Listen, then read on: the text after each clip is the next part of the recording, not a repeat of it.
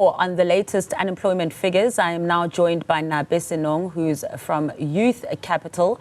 Mr. Senong, thank you so much for joining us this morning. You just heard that report by our reporter Nobile Madlala out at the UIF offices.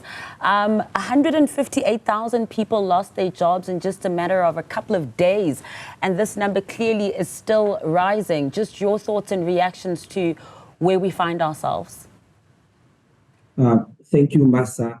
I really think that, in the country and as Youth Capital, we are an organization that advocates for policy change around youth unemployment. The numbers have been dismal for some time now, for the past 10 years, for going back a really long time. Unemployment in our country is a national crisis, and these numbers just show how much there is still more to be done in terms of us getting it right. At the moment, we are still not getting it right. There's still so much that needs to be done in terms of us getting it right.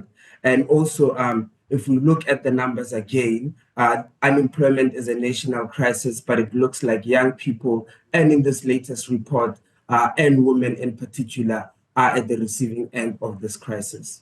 Yeah, and just staying on those numbers as well, if we're looking at that 33.5% being the worst in the world, and then zoning in particularly on the youth between 15 and 24, a 60.8% unemployment there. And then this group of 25 to 34, which is youth that really, that is an agile age, that is an active age, that is an age that's supposed to be productive as well, sitting at above even the national percentage of 41.7%. What is the point of having a great young population if we can't get this young population working? I think in South Africa, first we need to understand that unemployment is a structural problem, that young people in particular face challenges. These challenges are very different from young person to young person, but they are really structural challenges. At Youth Capital, what we've done in our work is to try to identify 10 key challenges that the young people face when they are looking for work. And these challenges form a part of our manifesto, and they range from, education, challenges in education, just like trying to get trained properly as young people, and then also transitioning into work, and also further leveraging opportunities, work opportunities when they come. For example, there might be opportunities that the young people can leverage, but the cost of looking for work in itself, one of our studies that we recently did, found out that it costs 1,400 Rand on average per month for a young person to look for work. And also a lot of young people do not have first-hand work experience, which also just highlights the importance of public employment programs being the bridge between young people and finding meaningful work. So there is a lot of structural challenges that the young people in particular face when they try to, find employment in the country, I think. And also, would you say that in certain aspects as well, there's own goals? Earlier this morning, we're speaking to one of our reporters, Zola Sholwana, who's out in Diepsloot, speaking to a young woman who's in matric, has great results so far, would love to obviously go and apply for a bursary and be able to study at a higher learning institution.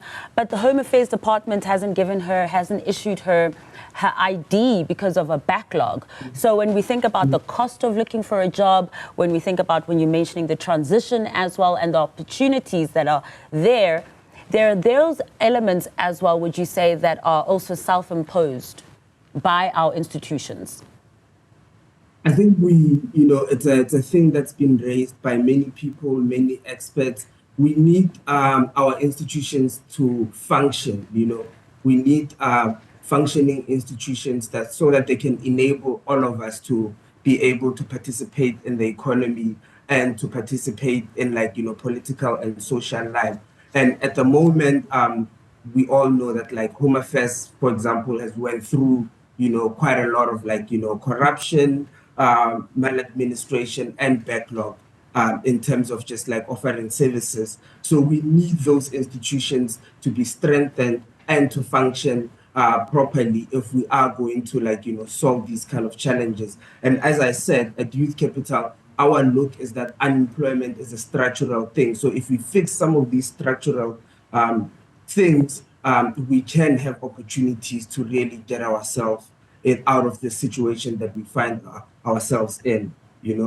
So I do agree. It is sort of like on goals in a way that there is some low-hanging fruits that we can really prioritize on in terms of getting us to a much better space than we are at the moment, because the situation is not looking good.